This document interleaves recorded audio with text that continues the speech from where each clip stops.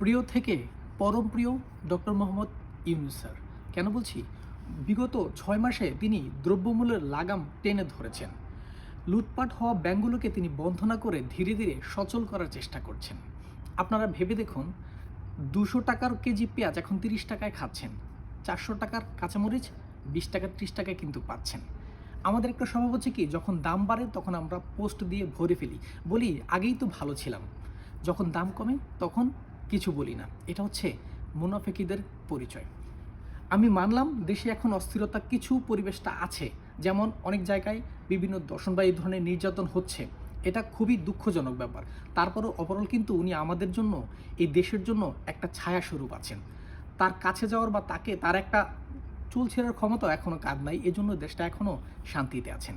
এমনও হতে পারে তিনি 3-0 থিওরির জন্য আবারও হয়তো নোবেলের মঞ্চে দাঁড়াতে পারেন, হতে পারে। একটা কথা মাথায় রাখবেন, তিনি চা বিক্রেতা নন, তিনি একজন উচ্চশিক্ষিত ভদ্রলোক, যার এইটা আছে। তাকে জ্ঞান দিবেন না। তিনি আমাদের জন্য অনেক কিছু করে দিয়ে যাবেন যদি আমরা তাকে কাজ করার সুযোগ দেই। আশা করি বিষয়টা বুঝেছেন।